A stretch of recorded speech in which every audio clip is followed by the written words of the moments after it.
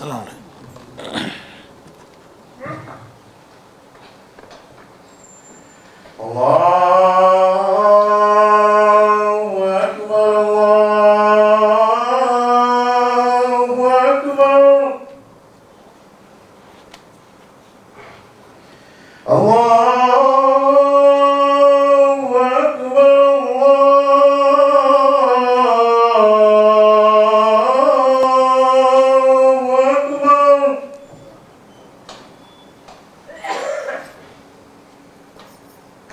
أشهد أن لا إله إلا الله.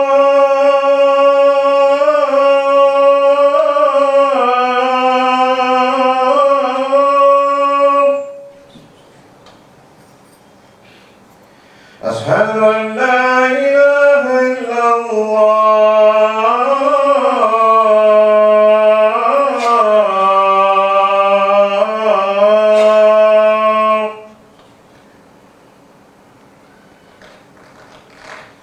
أشهد أن محمدا رسول الله.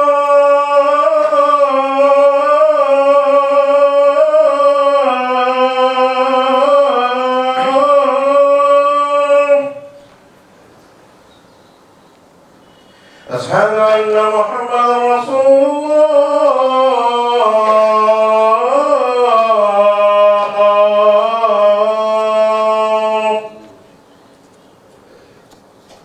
حي على الصلاة،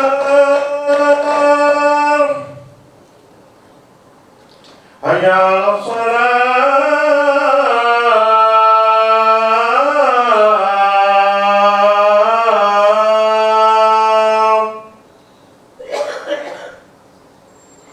حي على الفلاح،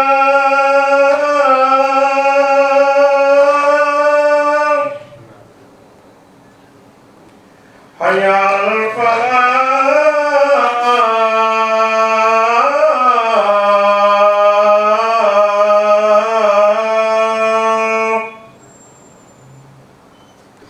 الله أكبر، الله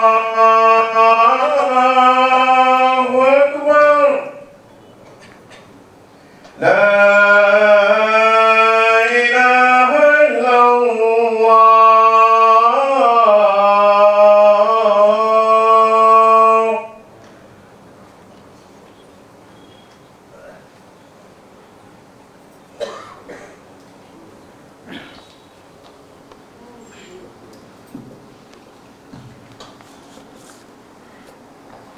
السلام عليكم ورحمة الله وبركاته.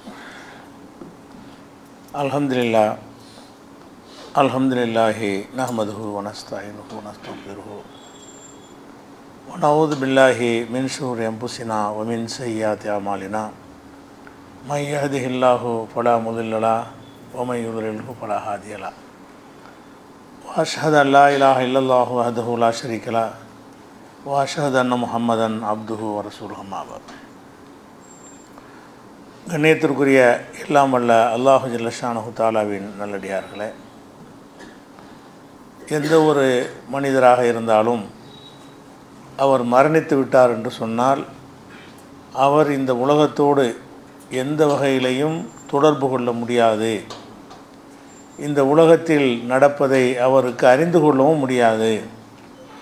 இந்த உலக மக்களுக்கு எந்த விதமான உதவியும் செய்ய முடியாது என்பதற்கான ஏராளமான சான்றுகளை கடந்த பல வாரங்களாக நாம் அறிந்து வந்தோம். இந்த சான்றுகளுக்கு எதிராக இறந்தவர்கள் நமக்கு ஏதாவது செய்ய முடியும் என்று தவறான கருத்தை போதிக்கக்கூடியவர்கள் அதற்கு வைக்கக்கூடிய தவறான வாதங்களில் ஒரு வாதம், கனவுகளை கொண்டாந்து நிப்பாட்டுவார்கள். இறந்து போனவர்களை மகான்கள் பெரியார்கள்லாம் எங்கள் கனவுல வந்தாங்க, கனவுல அதை சொன்னாங்க, கனவுல ஆப்ரேஷன் பண்ணாங்க, கனவுல எங்களுக்கு உதவி செஞ்சாங்க, இப்படியெல்லாம் கனவுல சில காட்சிகளை பார்த்ததாக சொல்லி தான் இதை நியாயப்படுத்துகிறார்கள். அப்போ இறந்தவர்களுக்கு ஒன்றுமே சக்தி இல்லை, இந்த உலகத்துக்கு வரமாட்டாங்கன்னு சொன்னால் எப்படி எங்கள் கனவுல வந்தாங்க, எங்கள் கனவுல எப்படி இந்த உதவிகள்லாம் எங்களுக்கு செஞ்சாங்க அப்படின்னு சொல்வார்கள்.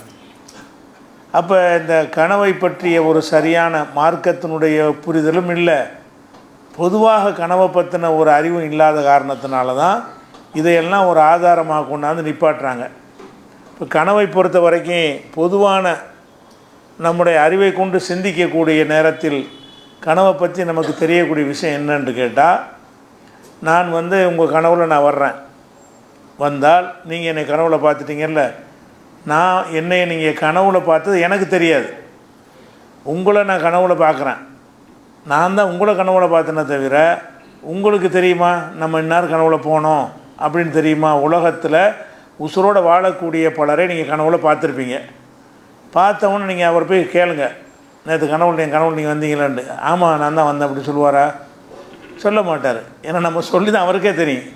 அப்போ உலகத்தில் வாழ்கிற மனிதனுடைய இந்த கனவை வச்சுக்கிட்ட இறந்து போனவனுடைய கனவை முடிவு பண்ணலாம். உலகத்தில் நீங்கள் எத்தனை பேர் உசுரோட வாழ்கிற மக்களை கனவு கண்டீங்கன்னு சொன்னால், என்னை கனவு கண்டுட்டு நீங்கள் காலையில் என்னை பார்க்க வர்றீங்க, அப்போ நான் உங்கள்கிட்ட சொல்லணும் நான் கனவு நேற்று வந்தேனே என்ன அப்படின்னு நான் உங்கள்கிட்ட சொல்லணும். அப்படி சொல்லுவேனா? தெரியாது.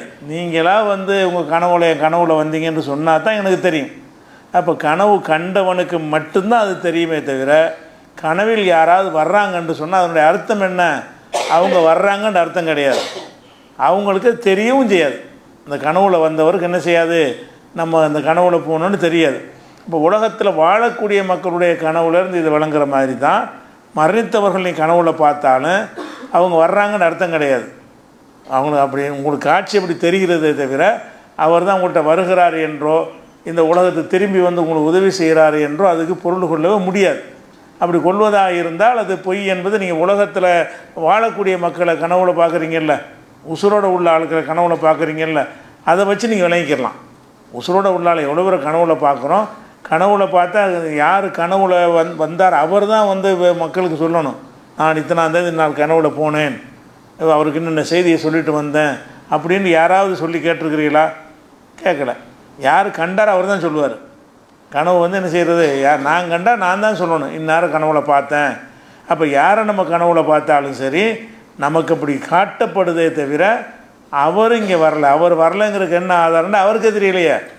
அவர் அவருக்குள்ள முதல் தெரியணும், கனவுல அவர் தான் வந்தார் என்று சொன்னால் அவருக்குள்ள முதல் தெரியணும். அவர் நானே வந்தேன் அப்படியே வந்தனோ அப்படின்னு கேட்பார். உங்களை கனவுல பார்த்தேன்னு நீங்கள் போய் சொன்னீங்கன்னா அவர் என்ன செய்வார், அப்படியா கனவுல வந்தனா என்ன சொன்னேன் பாரு. அவர் சொன்ன அவருக்கு தெரியல. கனவுல என்ன சொன்னார் என்பதை கனவு கண்டவர் தான் சொல்ல முடியுமே தவிர அவர் யாரை கனவுல கண்டாங்களோ அவர் சொல்லவே முடியாது. இப்படி உலகத்தில் நம்ம பார்க்குறோமா இல்லையா? அப்படி இருக்கும் பொழுது கனவுல கண்டதை என்ன ஆதாரமாக கொண்டு அவுளியாக்கள் வருவாங்க, உதவி செய்வாங்க. இந்த கனவு தான் அடிப்படையாக இருக்குது. இப்போ ஏர்வாடியெல்லாம் போய் நிறைய மக்கள் குவிகிறாங்கன்னா என்ன காரணம்? அவங்க நோயாளின்னு போய் படுத்திருப்பாங்க. கனவுல அந்த அவுளியா ஆப்ரேஷன் பண்ணார், அவங்களுக்கு கனவுல ஆப்ரேஷன் பண்ணார் எனக்கு அப்படின்னு சொல்கிறாங்க. அப்போ இந்த மாதிரிலாம் அப்படியே தென்படுமானால் சைத்தானுடைய வேலை, அவர் வர்ற கிடையாது அப்படிங்கிறது விளங்கணுமா இல்லையா? அது அவங்களுக்கு புரியலை. இது பொதுவான லாஜிக் அடிப்படையிலேயே இந்த வாதம் தவறுன்னு விளங்கிக்கிறலாம். மார்க் அடிப்படையில் எடுத்துக்கிட்டிங்கன்னு சொன்னால் நபிகள் நாயகம் ஸல்லல்லாஹு அலைஹி வஸல்லம் அவர்கள் பல கனவுகளை பார்த்துருக்குறாங்க. பல கனவுகளில் பலரை பார்த்துருக்கிறார்கள். அப்படி பார்த்தவர்களுக்கு நிஜமாக இருந்தால், ரசூலுல்லாஹ் பார்த்த கனவுலையே அந்த நிஜமாக இருந்தால் யாரை கனவுல பார்த்தாங்களோ அவருக்கு தெரிஞ்சிருக்கணுமா இல்லையா? அப்படி தெரியலை. உதாரணமாக நான் உறங்கி கொண்டிருக்கும் பொழுது நான் ஒரு கனவு கண்டேன் அப்படின்னு ரசூலுல்லாஹ் சொல்கிறாங்க. என்ன கனவு கண்டேன்னு கேட்டால், ஒரு பெரிய மாளிகை எனக்கு காட்டப்பட்டுச்சு, சொர்க்கத்தில் ஒரு பெரிய மாளிகை காட்டப்பட்டுச்சு. நான் இந்த மாளிகை யாருக்குரியது என்று கேட்டேன், இந்த மாளிகை யாருக்குரியது என்று கேட்டேன். அப்போ எனக்கு சொன்னார்கள், இது உமருக்குரிய மாளிகை, இது சொர்க்கத்தில் ஒரு மாளிகை காட்டப்படுகிறது, அந்த மாளிகை யாருக்குரியது என்று நான் கனவுல எல்லாம் நடக்கிறது, நான் கேட்டேன், உமருக்குரியது என்று சொன்னார்கள். அப்போ உமருக்குரியதுன்னா அவர் ரொம்ப ரோசக்காரராச்சே, அவர் இடத்துல நம்ம நுழையக்கூடாது அப்படின்னு சொல்லிவிட்டு நான் திரும்பி வந்துட்டேன் அப்படின்னு சொல்லி ரசூல் ஸல்லல்லாஹு அலைஹி வஸல்லம் அவர்கள் இதை உமர்கிட்டே சொல்லுவாங்க, நான் கனவுல இந்த மாதிரி கண்டேன் அப்படின்னு சொல்லி. உமர் ரலியல்லாஹு அன்ஹு அவர் உள்ளே இருக்கிறார் நினச்சி தானே திரும்பி வந்துட்டாங்க ரசூலுல்லாஹ். அவர் ரோசக்காரரு, அவர் இடத்துக்கு நுழைய முடியாதுன்னு திரும்பி வந்துட்டாங்க. அப்போ உமருக்கு இப்போ ரசூலுல்லாஹ் சொல்லி தான் விஷயமே தெரியுது, இந்த கனவுல இப்படி கண்டாங்கங்கிற விஷயம் தெரியுதே தவிர உமருக்கு என்ன செய்யலை, நம்ம ரசூல்லா கனவுல போகணும், கனவுல வந்தோன்னு அவருக்கு தெரியலை. இதை கேட்டு நான் அழுகுறாரு. நீங்கள் எதுக்கு அப்படி நினச்சிய, உங்கள் விஷயத்தில் நான் ரோசத்தில் நான் பார்ப்பேனா, நீங்கள் வாட்டுக்கு மாளிகைக்குள்ளே வந்துட வேண்டியது தானே அப்படின்னு என்ன செய்கிறாரு உமர் சொல்கிறார். இந்த ஹதீஸ் வந்து புகாரில் 3680, 3242, 5227, 7023, 7025 இந்த ஹதீஸுகள்லாம் இருக்கிறத பார்க்குறோம். அப்போ உமர்லில்லான்னு கனவுல உமர்லில்லாவுடைய மாளிகையில் இருப்பது மாதிரி கனவு காண்றாங்க. அது உமருக்கு தெரியலை. ரசூல்லா சொல்லி தான் அவருக்கு தெரியுது. ரசூல்லாட்ட அவர் சொல்லியிருக்கணும், நான் நேற்று கனவுல வந்திருப்பேன், மாளிகைலாம் பார்த்தீங்களா அப்படின்னு கேட்டிருக்கணும்ல. அப்படி நடந்ததாக நம்ம பார்க்கல. ஹதீஸுகளில் இருக்கும் பொழுது கூட ரசூல்லா பார்த்த கனவு கூட என்ன அர்த்தம் கிடையாது, அவரே தான் நேராக வந்தாருங்கிற அர்த்தத்தில் வரவே இல்லை. அதே மாதிரி என்ன செய்கிறாங்கன்னா, இன்னொரு கனவு ரசூல் ஸல்லல்லாஹு அலைஹி வஸல்லம் அவங்க கண்ட கனவு நமக்கு சொல்கிறாங்க. என்ன செய்கிறாங்கன்னு கேட்டால், ஒரு வாளியிலேருந்து தண்ணி இறைக்கிற மாதிரி கனவு. ஒரு வாளியிலேருந்து என்ன செய்கிற, கிணத்துலேருந்து தண்ணீர் இறைக்கிற மாதிரி ஒரு கனவு. அதில் என்னென்னு கேட்டால், முதல்ல அபூபக்கர் சித்திக்கு வந்து தண்ணி இறைக்கிறார். ரசூலுல்லாஹ் கனவுல காண்றாங்க, ஒரு கிணறு இருக்கிறது, அதில் அந்த வாளி போட்டிருப்பாங்கள தண்ணி இறைப்பதற்காக வேண்டி உருளை, அந்த உருளையிலேருந்து என்ன செய்கிறாங்கன்னா தண்ணீர் இறைக்கிறார் அபூபக்கர். அபூபக்கர் தண்ணீர் இறைக்கும் பொழுது ஒரு 2 வாளி, ஒரு வாளி தான் இறைச்சார். அம்மாடி இதுக்கு மேலே முடியாதுன்னு விட்டு கனவுல கூட நடக்குது. இவ்வளோ கனவு நடக்குது. அபூபக்கர் தண்ணி இறைக்கிறாரு, 1 வாளியோ 2 வாளியோ தான் அவர் இறைச்சார். இறைச்ச உடனே என்ன ஆச்சுன்னா, இதுக்கு மேலே நமக்கு முடியாதுன்னு உட்காந்துட்டார். அதுக்கடுத்து உமர் எந்திரிச்சார், செஞ்சார், தண்ணீர் இறைச்சார். அவர் ரொம்ப வலுவான ஆளாக இருந்தார். அவர் பாட்டுக்கு இறைச்சிக்கிட்டே இருந்தார். நிறைய வாளியிலும் தண்ணி இறைச்சார். இப்படி ஒரு கணவரை நான் கண்டேன் அப்படின்னு ரசூலுல்லாஹ் வந்து சொல்கிறாங்க. அபூபக்கர் உமர் இவங்கள்ட்ட தான் சொல்கிறாங்க. அப்போ அபூபக்கர் என்ன செய்யலை, ஆமாம்மா நான் தான் இறைச்சிக்கிட்டு இருந்தேன் அப்படின்ற உமர்லாம் சொல்லியிருக்கணும்ல. ஆமாம்மா நான் தான் தண்ணியெலாம் இறைச்சி அப்படி சொல்லணும்ல. அவங்களுக்கு புது செய்தியாக கேட்குறாங்க. அப்படியா, அப்போ அல்ல வேறு ஒரு கருத்தை சொல்வதற்கான, என்ன கொஞ்சோண்டு தண்ணி இறைச்சார்னு சொன்னால் குறுகிய காலம் தான் அவர் ஆட்சியில் இருப்பார். இது வந்து முன்னறிவிப்பு என்னன்னு கேட்டால், அபூபக்கர் ஒரு 2 வருஷம் தான் ஆட்சியில் இருந்தாங்க, உமர் இல்லாமல் அதிக காலம் ஆட்சியில் இருந்தாங்க. இதை வந்து அதை சிம்பாலிக்காக அல்ல உணர்த்துவதற்காக என்ன செய்கிறான்னு கேட்டால், இவர் கொஞ்சம் தண்ணி இறைச்ச மாதிரியும் அவர் அதிகமான தண்ணீர் இறைச்ச மாதிரியும் ஒரு கனவுல காட்டுறான். அதன் மூலம் கருத்து என்னென்னு கேட்டால், இவங்க கொஞ்சம் அதிக காலம் ஒரு வாழ்வார், அவர் கொஞ்சம் காலத்தில் போயிடுவாருங்கிற ஒரு கருத்தை அந்த அந்த கனவின் மூலம் அல்லாஹ் சொல்ல நினைக்கிறான். அதை ரசூலுல்லாஹ்வுக்கு சொல்லி கொடுக்குறான். அவ்வளோதானே தவிர கனவுல யாரை கண்டாங்களோ அவரே கண்டாங்களா, அவரை கண்டு அவருக்கு தெரியணுமே. தண்ணி இறைச்சி, ஆமாம் நான் தண்ணி இறைச்சி நீங்கள் தான் ஓரமாக நின்று பார்த்துக்கிட்டு இருந்தீங்கன்னு சொல்லணுமா இல்லையா? அபூபக்கர் நினைச்சிருக்கேனே, ஆமாம் நான் தான் தண்ணி இறைச்சேன், நீங்கள் தான் அங்கே நின்று பார்த்துக்கிட்டு இருந்தீங்கள அப்படின்னு அவர் சொல்லியிருக்கணும்ல. அந்த தண்ணி இறைச்ச விஷயமே ரசூலுல்லாஹ் சொல்லி தான் அவங்க நம்புகிறாங்க. ஓ நம்ம கனவுல தண்ணி இறைச்சிருக்கோம் அப்படின்னு எதை வச்சு நம்புகிறாங்க? ரசூலுல்லாஹ் சொன்ன வச்சு நம்புகிறாங்களே தவிர அவங்களே தண்ணி இறைச்சதா அவங்களுக்கு தெரியலை. அவங்க தண்ணி இறைச்சதா அவங்களுக்கு நினைவுக்கு வரல. உமரில் இல்லாமல் நிறைய வாளியிலேருந்து தண்ணி இறைச்சி ஊற்றிக்கிட்டு இருக்கிறாரு. இது ரசூலுல்லாஹ் சொன்னோன்னு என்ன நம்பியிருக்காரு, நம்புவார். ஓ நம்மளை இந்த மாதிரி அல்லாஹ் வந்து காட்டியிருக்கிறான், இந்த கனவுல இப்படி அப்படி விளங்கியிருப்பாரே தவிர அவருக்கு ரசூலுல்லாஹ் சொன்ன பிறகாவது தண்ணி இறைச்ச மாதிரி யாவும் வருமா? ஆமாம் நம்ம தான் தண்ணி இறைச்சிட்டு இருந்தோம் அப்படின்னு தெரியுமாண்டா தெரியாது. ஏன்னு கேட்டால் கனவில் வர்ற வந்து அதெல்லாம் சும்மா எடுத்துக்காட்டு. கனவுல என்ன வேணாலும் நல்லா காட்டுவான். கனவுல அவுளியா வர்றாங்க, கனவுல அவர் வந்தார், கனவுல இவர் வந்தாருங்கிறத வைத்துக்கொண்டு இறந்தவர்கள் வர்றாங்கன்னு நினைப்பது வந்து அடிப்படைக்கு குர்ஆனுக்கு ஹதீஸுக்கு மாற்றுன்னு வழங்குதா இல்லையா? அப்போ ரசூலுல்லாஹ் கண்ட கனவுல இந்த கனவு காணும்போது நெஞ்சிருக்கணும், உமரை கனவுல கண்டா உமர் நிஜமாக அவர் அந்த காரியத்தை அவர் செஞ்சுருக்கணும்.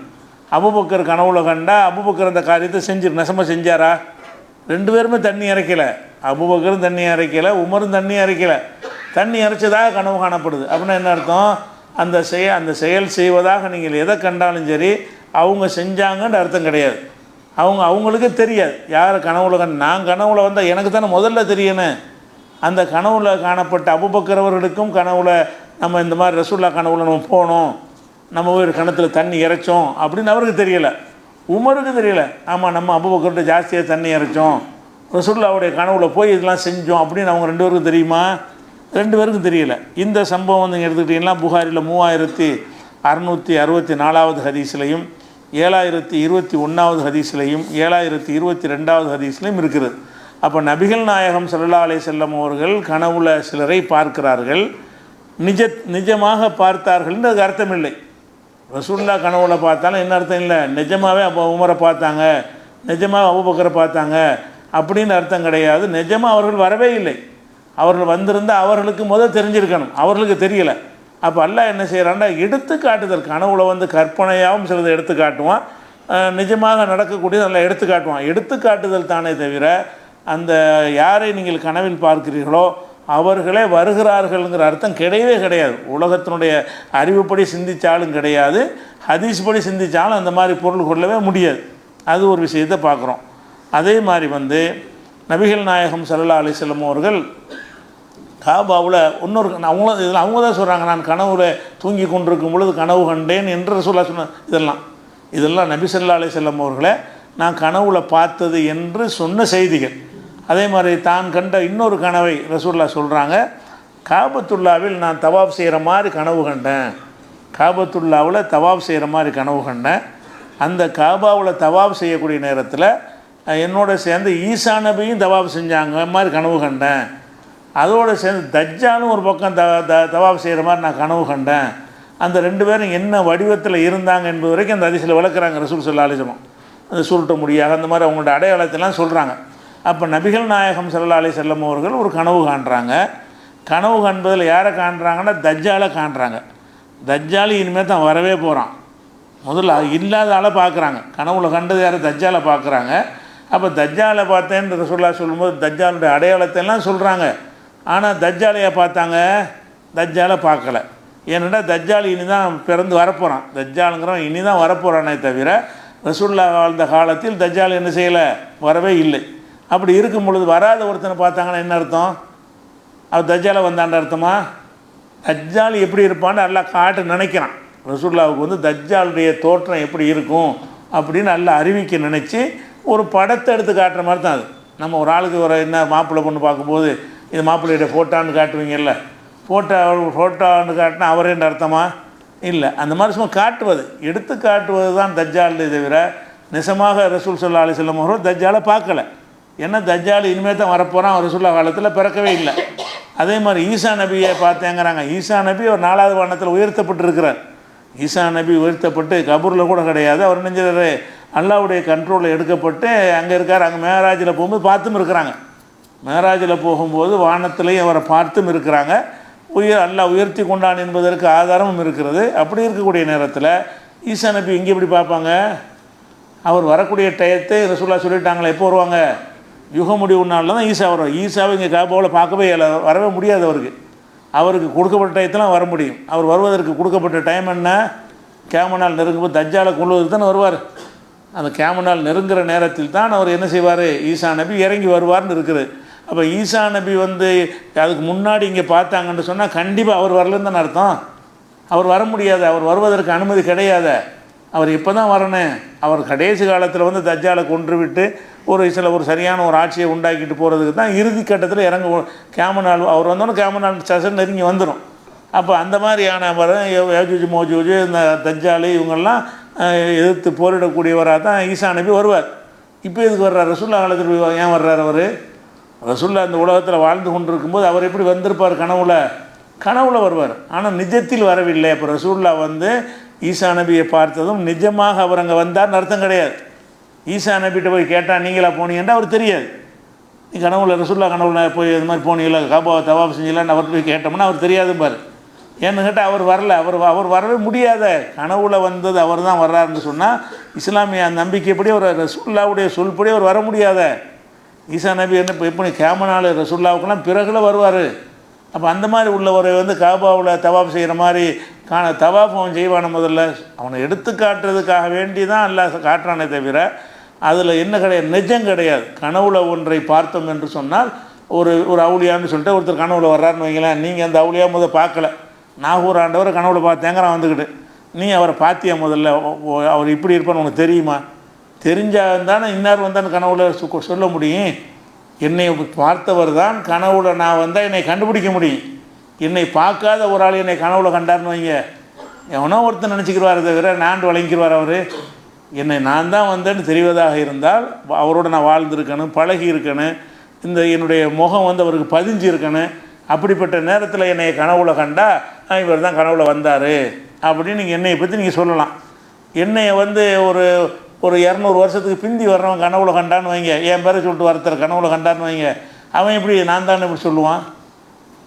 நான் மூத்தா போய் 200 வருஷத்துக்கு பிந்தி ஒருத்தன் கனவுல என்னை பார்த்தேன்னு ஒருத்தன் நான் கனவுல சைத்தான் போய் என்ன செய்வான் என் பேரை சொல்லிட்டு கூட உனக்கு காட்சி இருந்திருப்பான்.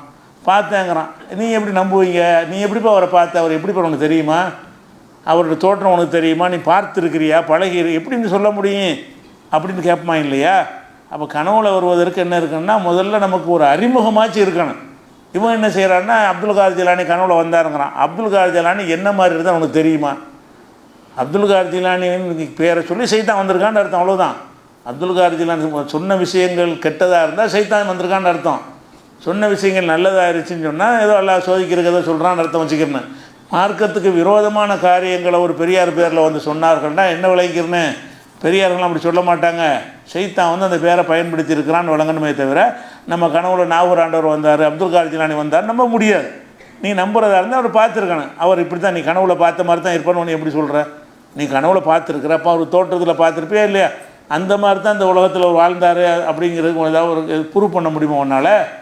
அதனால் கனவுல பார்க்குறது முதல்ல யாரை பார்த்தேன்னு சொன்னாலும் எதை நம்பலான்னு கேட்டால், இப்போ நம்ம இருக்கிறோம்ல, நம்மளுக்குள்ளே யார் பழகிக்கிட்டோமோ அவங்கள கனவுல பார்த்தா வேண்டாம். அவர் தான் கனவுல தான், நிசத்தில் வரவே இல்லை, அவர் தான் கனவுல வந்தார்னு சொல்ல முடியும். நான் பார்க்காதவர்களை கனவுல பார்த்தீங்கன்னா நீ கனவுலையும் அவர் வரவே இல்லை, சைத்தான் தான் வந்திருக்கிறான். கனவுல வந்து அவன் வந்ததா கனவுலையும் அவர் வர கிடையாது, நிஜத்துலையும் வர கிடையாது. இப்படி தான் விளங்கிக்கிறேன். இதை விளங்காமல் என்ன செய்கிறாங்கன்னா, கனவை ஒரு பெரிய ஆதாரமாக காட்டி இதை செய்கிறாங்க. அதே மாதிரி வந்து இந்த செய்தி வந்து காபாவில் தவாப் செய்கிற செய்தி வந்து புகாரில் 7128வது ஹதீஸில் நீங்கள் பார்க்கலாம். அதே மாதிரி ரசூல் ஸல்லல்லாஹு அலைஹி வஸல்லம் செய்கிறாங்க. நான் இன்னொரு கனவு கண்டேங்கிறாங்க. நான் ஒரு கனவு கண்டேன், அந்த கனவில் வந்து எனக்கு பல சஹாபாக்கள் எடுத்து காட்டப்பட்டாங்க. அதில் உமர் ரலியல்லாஹு வந்து எடுத்து காட்டப்பட்டார், அபூபக்கர் எடுத்து காட்டப்பட்டாங்க. கனவுல ஒவ்வொருவரும் அல்லாஹ் எடுத்து காட்டுறான். உலகத்தில் வாழ்ந்துக்கிட்டு இருக்கிறாங்க, நேரத்தை பார்த்துக்கிட்டு தான் இருக்கிறாங்க, அது எடுத்துக்காட்டவே தேவையில்லை. உமரத்தை ரசூலுல்லாஹ் பார்த்துக்கிட்டு தானே இருக்கிறாங்க, அபூபக்கர் தான் தினசரி சந்திக்கிறாங்களே. ஆனால் கனவுல வேறு ஒரு செய்தியை எடுத்து காட்டுவதற்காக 2 பேரையும் கனவுல கொண்டு வர்றான் அல்லாஹ். நபிகள் நாயகம் ஸல்லல்லாஹு அலைஹி வஸல்லம் கனவுல வந்து உமர் ரலியல்லாஹு என்ன செய்கிறாருன்னா, அவருக்கு அவர் ஒரு சட்டையை போட்டிருக்கிறார், ஒரு சட்டையை, பெரிய நீண்ட சட்டையை போட்டிருக்கிறார். அதுக்கடுத்து சில பேருக்கு இவ்வளோ சின்ன சட்டை, இவ்வளோ சட்டை, இவ்வளோ சட்டை, அப்படி இறக்கமாக ஏற்ற இறக்கமாக பலதரப்பட்ட மக்களை பார்க்குறாங்க. அதில் அபூபக்கர் அவர்கள் போட்டிருக்கிற ஒரு சட்டை பார்த்தா தரையில் இழுபடுற அளவுக்கு பெருசாக இருக்குது. அப்போ ரசூலுல்லாஹ் இந்த மாதிரி நான் கனவு கண்டேன், அபூபக்கர் ஒரு பெரிய சட்டை போட்டிருக்காரு, சட்டை எவ்வளோ இருக்குது, தரையில் இழுபடுற அளவுக்கு, இந்த தோப்புன்னு போட்டிருப்பாங்களா அரபுகள் அந்த மாதிரி மேலே போட்ட சட்டை தரையில் இழுபடுற அளவுக்கு பெருசாக இருக்குது. அந்த மாதிரி அபூபக்கரை பார்த்தேன். இவர் வந்து நெஞ்சு அளவுக்கு சட்டை போட்டிருக்கிறத பார்த்தேன், உமர் பார்த்தேன். இன்னும் சில பேர் இன்னும் பல தோற்றத்தில் சட்டையை போட்ட மாதிரி நான் கனவு கண்டேன் அப்படின்னு ரசூலுல்லாஹ் சொல்கிறாங்க. அப்போ இது சஹாபாக்கள்லாம் கேட்குறாங்க, அப்படின்னா என்ன இந்த கனவுக்கு அர்த்தம் என்னன்னு கேட்குறாங்க. ஏன்னா அவர் அபூபக்கர் அங்கே போகல, இங்கே உட்காந்துருக்காரு, அவர் எந்த சட்டையும் போடவும் இல்லை, அவங்க போகவும் இல்லை, கனவுல ரசூலுல்லாஹ் தான் பார்த்துருக்குறாங்க. அது சஹாபாக்களுக்கு விளங்குது. ரசூலுல்லாஹ் பார்த்தாங்கன்னா இவர் அபூபக்கர் அங்கே போகலை, உமரும் போகலை, உமர் இங்கே தான் இருக்கிறாரு. ரசூலுல்லாஹ் கனவுல வந்தது ஒரு காட்சியை எடுத்து காட்டியிருக்கிறான். எதுக்காக இதை காட்டியிருக்கிறான், என்ன அர்த்தம் அப்படின்னு ரசூலுல்லாஹ்ட்ட விளக்கம் கேட்குறாங்க. அவ்வளவு தொகை யார் ரசூலுல்லாஹ், அல்லாஹ்வுடைய தூதரே இதுக்கு என்ன விளக்கம் அப்படின்னு கேட்குறாங்க. அப்போ ரசூலுல்லாஹ் சொல்கிறாங்க, தீனு தான். தீன் விஷயத்தில் அபூபக்கர் ரொம்ப கூடுதலாக இருப்பார், உமர் அது கொஞ்சம் கம்மியாக இருப்பார், மற்றவங்க அது கம்மியாக இருப்பாங்க. அவங்க தீனுக்கு தக்கவாறு சட்டை, இந்த சட்டை வந்து யார் தீனில் நல்லா பிடிப்பாக இருக்கிறாங்களோ அவங்களுக்கு பெரிய சட்டை தரையில் இழுபடுற மாதிரி, கொஞ்சம் கம்மியாக இருந்துச்சுன்னு சொன்னால் முழங்கால் வரைக்கும், இன்னும் கொஞ்சம் கம்மியாக இருந்தால் தொடை வரைக்கும், அப்படி அந்த சட்டையுடைய அளவை காட்டி எல்லாம் பலரையும் எடுத்து காட்டுகிறான். அப்போ மார்க்க அடிப்படையில் யார் யார் என்னென்ன அந்தஸ்தில் இருப்பார்கள் என்பதை காட்டுவதற்காக அல்லாஹ் என்ன செய்கிறான்னா, கனவுல இந்த மாதிரி சட்டை போட்டிருக்கிற மாதிரி ஒரு கனவுல காட்டுறான். அப்போ இதில் இந்த சட்டை போடுவதன் மூலமாக மார்க்க பிடிப்பை சொல்வது தான் அதனுடைய அர்த்தமே தவிர, அபூபக்கரையும் அவங்க பார்க்கல, உமரையும் பார்க்கல. அபூபக்கர் அந்த சட்டையும் போடவும் இல்லை, உமர் நெசமாகவும் போடவும் இல்லை. அவங்க இங்கே இருந்துட்டு எந்த சட்டை போட்டதாக கனவு கண்டாங்களோ அந்த சட்டையை பூமியில் போட்டு நடமாடிக்கிட்டு இருக்கல. அப்போ ரசூல் ஸல்லல்லாஹு அலைஹி வஸல்லம் அவர்கள் அபூபக்கர் உமரை கனவுல கண்டார்கள். கனவுல கண்டது அபூபக்கருக்கு தெரியாது, உமருக்கும் தெரியாது. ரசூலுல்லாஹ் சொல்கிற வரைக்கும் நம்மளை இந்த மாதிரி சட்டை போட்ட மாதிரி ரசூலுல்லாஹ் கனவு கண்டாங்கன்னு உங்களுக்கு தெரியாது. ரசூலுல்லாஹ் சொன்னப்புறம் நம்ம மாதிரி நம்ம சட்டை போட்ட மாதிரி அல்லாஹ் எடுத்து காட்டியிருக்கான் அப்படின்னு விளங்கிடுவாங்களே தவிர, நம்ம தான் ரசூலுல்லாஹ் கனவுல போனோன்னு அவங்களுக்கு என்ன செய்யாது, அவங்களுக்கு ஞாபகத்துக்கு வராது. ஏன்னாட்டா நம்ம போகலை. அப்போ கனவுல எடுத்து காட்டப்படுவது இந்த மாதிரி தான் என்பதற்கு விளங்கி கொள்வதற்கு இந்த ஹதீஸ் புகாரியில் 23வது ஹதீஸ்லையும் 3691வது ஹதீஸ்லையும் 7008 7009 ஹதீஸ்லையும் இருக்குது.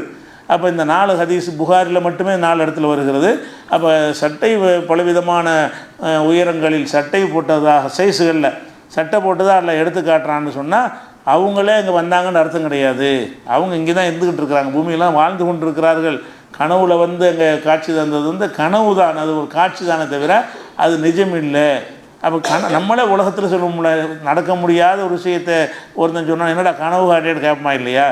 நம்ம அடிப்படை எல்லாருமே புரிஞ்சு வச்சுக்கிறேன்னு பொய்யா கற்பனை பண்ணுறாங்கிறது தானே கனவுன்னு சொல்கிறோம். ரொம்ப பெருசாக ஆசைப்பட்டு பெருசாக பில்டப் பண்ணான்னு வைங்களேன், என்ன கனவு காண்றியா அப்படின்னு கேட்போம். அப்போ அதுக்கு என்ன அர்த்தம்? இல்லாத ஏன்டா இருக்கிறத மிகைப்படுத்தி நம்புறேன்னு அந்த அர்த்தத்தில் பேசுகிறோம். அதுதான் யதார்த்தமான அர்த்தம். மார்க்க அடிப்படையில் ஆதாரத்தின் அடிப்படையிலையும் கனவுக்கு அதுதான் அர்த்தம்.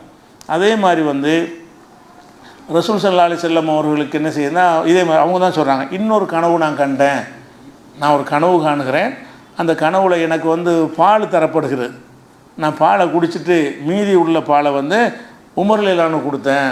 பால் மாதிரி கனவுல வந்து ஒரு பால் குடிக்கிற மாதிரியும் மிச்சம் மீதி ரசூலுல்லாஹ் குடித்தது போக மீதம் உள்ள பாலை வந்து பக்கத்தில் உமர் ரலியல்லாஹு இருக்கிற மாதிரியும் அந்த உமர் ரலியல்லாஹுக்கு அந்த பாலை கொடுக்குற மாதிரியும் ஒரு கனவு கண்டுறாங்க.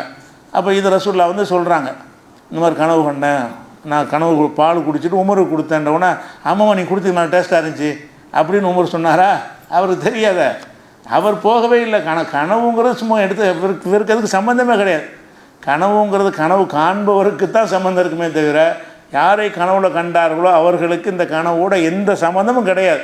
அதனால் உமர்கிட்ட கேட்குறாங்க, உமர் கேட்குறாரு, இப்போ ரசூலுல்லாஹ் இது என்ன அர்த்தம், இப்படி நீங்கள் பால் குடிச்சிட்டு எனக்கு தர்றீங்க என்ன கனவுல கண்டீங்கன்னா அதுக்கு மீனிங் என்ன அப்படின்னு கேட்கும்போது அது வந்து தீன், அதுவும் மார்க்கம் தான், இல்மு கல்வி என்னுடைய கல்வியை வந்து நான் உனக்கு தந்திருக்கிறேன் அப்படின்னு ரசூல் ஸல்லல்லாஹு அலைஹி வஸல்லம் என்ன செய்கிறாங்கன்னா விளக்கம் கொடுக்குறாங்க. அப்போ இந்த ஹதீஸ் வந்து புகாரில் 82வது ஹதீஸில் 3681 7006 7007 7027 7032 இவ்வளோ ஹதீஸ்களையும் புகாரில் மட்டுமே இது வந்திருக்குது. அப்போ நபிகள் நாயகம் ஸல்லல்லாஹு அலைஹி வஸல்லம் கண்ட ஒரு 5 கனவு உங்களுக்கு சொல்லியிருக்கிறேன், இன்னும் ஏராளமான கனவுகள் கண்டிருக்கிறாங்க. அறிவாளிகளுக்கு இவ்வளவு போதும். அப்போ இந்த கனவுகளில் நபிகள் நாயகம் ஸல்லல்லாஹு அலைஹி வஸல்லம் அவர்கள் சிலரை பார்த்திருக்கிறார்கள். அந்த பார்த்தவர்களுக்கு வந்து அது அவங்களுக்கு தெரியலை, நம்ம ரசூலுல்லாஹ் கனவுல போனோம் என்று தெரியவில்லை என்றால் என்ன அர்த்தம்? அவர்களுக்கு இந்த கனவோடு சம்பந்தம் இல்லை. நீங்கள் யாரை என்னை நீ கனவுல கண்டீங்கன்னா எனக்கு அதில் சம்பந்தமே கிடையாது, உங்களுக்கு அல்லாஹ் காட்டியிருக்கானே தவிர எனக்கு அதில் எந்த தொடர்பும் கிடையாது. நான் வரவும் கிடையாது, நான் உங்கள்கிட்ட பேசவும் கிடையாது, உங்களுக்கு எந்த அறிவுரையும் சொல்லவும் கிடையாது. ஆனால் நான் உங்கள்கிட்ட பேசியது அறிவுரை சொன்ன மாதிரி எல்லாம் உங்களுக்கு கனவுல காட்டுவான். அது நான் உங்கள்கிட்ட கடன் கேட்குற மாதிரி கூட ஒரு கனவுல வரும்.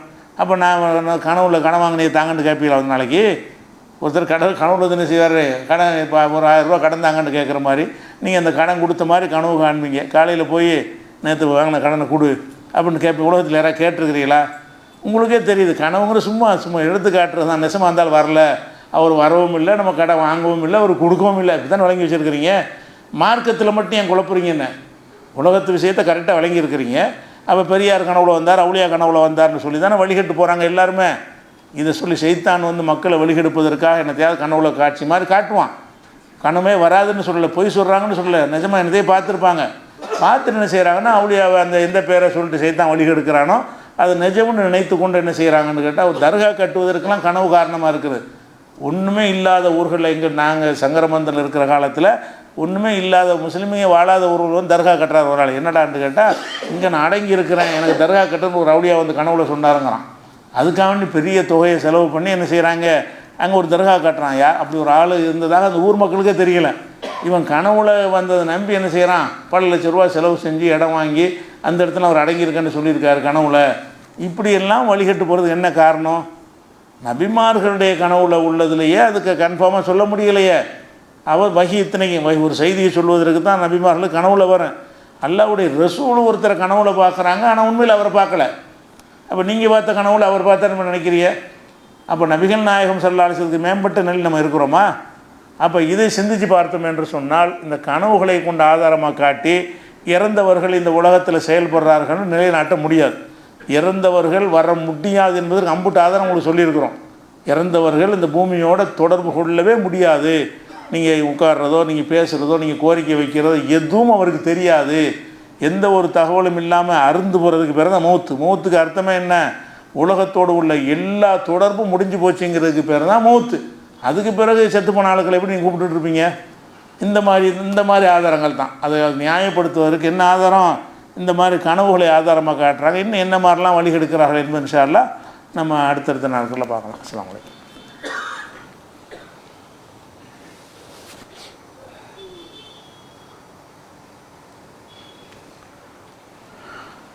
அன்பிற்குரிய சகோதர சகோதரிகளே, இன்றைய தினம் நம்ம ஒரு நிம்மதியான ஒரு சூழ்நிலையில் ஜும்மா தொழுதுகளே பங்கெடுத்து கொண்டிருக்கிறோம். இதே நாளில் இன்றைய தினம் ஊபியில் அங்கே வாழ்கிற முஸ்லீம்கள் ஜும்மா தொழக்கூட முடியாமல் நெருக்கடிக்கு உள்ளாக்கப்பட்டிருக்கிற ஒரு கொடூரமான ஒரு சம்பவத்தை நீங்கள்லாம் அறிந்திருப்பீர்கள். அதாவது ஹோலி பண்டிகைன்னு ஒரு பண்டிகை கொண்டாடுறாங்களாம் இன்றைக்கு. அந்த பண்டிகையை வைத்து என்ன செய்கிறாங்கன்னு கேட்டால், நாங்கள் பள்ளிவாசல் போகிற இடத்துலலாம் நாங்கள் இந்த கலர் பொடி வண்ண பொடிகளை தூவாங்க, கலர் தண்ணியை கரைச்சி ஊற்றுவாங்க. இந்த மாதிரியான காரியத்தைலாம் நாங்கள் செய்வோம் அப்படின்னு ஒரு கூட்டம் டிக்ளேர் பண்ணிவிட்டு, அதில் பள்ளிவாசலில் விதிவிலக்கு இல்லை. நாங்கள் போகிற வழியில் பள்ளிவாசல் இருந்தால் பள்ளிவாசலில் என்ன செய்வோம், சாயத்தை புதுசாக அன்றைக்கி தான் ரம்ஜானுக்கு பெயிண்ட் அடித்து புதுசாக பெயிண்ட் அடித்து வச்சுருப்பாங்க, அதுக்கு மேலேயும் ஒரு பெயிண்ட் என்ன செய்வான் ஊற்றி விட்டு போவாங்க. இந்த மாதிரி நாங்கள் செய்வோம். அதோடு சேர்த்து செருப்பு கல் இதெல்லாம் வீசுவாங்க அதில். இந்த மாதிரி நாங்கள் செய்வோம் டிக்ளேர் பண்ணுறான். ஒரு அரசாங்கம் என்ன செய்யுதுன்னா, அந்த மாதிரி ரவுடிகளுக்கு பணிஞ்சு போய் அவங்க அப்படி தான் வீசுவாங்க, நீங்கள் என்ன செய்யுங்க பள்ளிவாசலுக்கு தார்பாய் போட்டுக்கிறங்கன்னு சொல்லி எல்லா பள்ளியும் தார்பாய் போட்டு வச்சுக்கிறாங்க. எல்லா பள்ளிவாசலுக்கும் உங்கள் பள்ளிவாசல் மேலே இந்த பெயிண்ட் ஊற்றக்கூடாதுன்னு நினச்சிங்கன்னு சொன்னால் பள்ளிவாசலை தார்பாயினால் மூடிக்கிறங்க. ஒரு அரசாங்கம் செய்யக்கூடிய ஒரு நிலைமை. அதுபோக நீங்கள் ஹோலி பண்டிகை வருஷத்துக்கு ஒருக்கா தான் வருது, நீங்கள் வாரம் சும்மா தொழுகிறீங்க, அதனால் இப்போ நீங்கள் வீட்டில் தொழுதுக்கிறங்க, பள்ளிவாசலுக்கு வராது. இந்த மாதிரியான அடிப்படையில் அந்த மக்களை ஒரு பதட்டத்தில் வைக்கிற மாதிரி செஞ்சு எல்லா பள்ளிக்கும் தார்பாய் போட்டிருக்கிறாங்க. பார்த்துருப்பீங்க, புகைப்படங்கள்லாம் வீடியோக்கள்லாம் பார்த்துருப்பீங்க. எதுக்கு தார்பாயின்னு சொன்னால், இந்த ஹோலி பண்டிகைன்னு சொன்னால் அடுத்தவனுக்கு இடைஞ்சல் பண்ணுறதுக்கு ஒரு பண்டிகையா? பண்டிகைன்னு சொன்னால் அவன் சந்தோஷமாக கொண்டாடுறதுக்கு தான் பண்டிகையை தவிர, அவனுடைய அந்த ஏப்ரல் ஃபூலில் இங்க் அடிப்பாங்க இல்லை, அந்த மாதிரி வேலை இது. அது பேர் ஃபூல் தான், முட்டால் தான் இந்த மாதிரி செய்வாங்க. அப்போ ஏப்ரல் ஃபூல் மாதிரி நம்ம போயிட்டுருப்போம், என் சட்டையில் மைய தட்டி போயிடுவாங்க. அடுத்து மாற்ற சட்டை கூட எனக்கு இருக்காது. அந்த மாதிரியான ஒரு காரியத்தை எல்லாம் ஒரு கொண்டாட்டங்கிற பேரில் செஞ்சு அதை நம்புறவன்ட்டு செஞ்சுட்டு போ. நம்பாது முஸ்லீம்கிட்ட எதுக்கு இதை செய்கிறான்னு கேட்டால் வம்பு வளர்க்குறதுக்காக தான் செய்கிறாங்க. அந்த மாதிரியான அடிப்படையில் என்ன ஆகிட்டாங்கன்னா, அந்த மக்கள் கூட ஜும்மா தொழுகையை 2:30 மணிக்கு மாற்றிக்கிறோன்னு அறிவிச்சிருக்கிறாங்க. ஏன்னா 12 1 மணி நேரம் இது முடிஞ்சிடும், அதுக்கு பிறகு நம்ம ஜும்மா தொழுகை நடத்திக்கிறோன்னு நினைஞ்சிருக்கிறாங்க. அப்போ இந்த மாதிரி தொடர்ந்து நடத்தக்கூடிய இந்த ஜும்மா தொழுகை கூட நீ வீட்டுக்கு வராதேங்கிறாங்க, நீ பள்ளிவாசலுக்கு வராத வீட்டில் தொழுதுங்கிறாங்க. அப்படி நீங்கள் பள்ளிக்கு வருவீர்களேயானால் மை அடிக்கிறவனுக்கு பவுடர் வீசுகிறவனுக்கு யார் இவரெல்லாம் தெரியாது, எல்லார் மேலே தான் வீசுவோம். அதனால் என்ன செய்யுங்கன்னா, அந்த தார்பானின்னா கொரோனா நேரத்தில் ஒரு ப்ளூ கலரில் சட்டை மாதிரி போடுவாங்கள்ல, கோட்டு மாதிரி போட்டு இறங்குவாங்கள்ல, கொரோனா டயத்தில் எல்லோரும் அந்த தொற்று வரக்கூடாதுங்க டாக்டர்லாம் போட்டிருப்பாங்கள்ல, அந்த மாதிரி ஆடை அணிஞ்சிக்கிட்டு பள்ளிவாசலுக்கு போ, நாங்கள் மை அடிக்க தான் செய்வோம், உன் வெள்ளை சட்டையில் மை படக்கூடாது. அங்கே உள்ள ஒரு அதிகாரி, ஒரு வாரிய தலைவர், முக்கியமான பிஜேபி தலைவர் பகிரங்கமாக டிக்ளேர் பண்ணுறாரு, நீ பள்ளிவாசலுக்கு போனீங்கன்னா நாங்கள் மை அடிப்போம், யாருன்னு பார்க்க மாட்டோம்.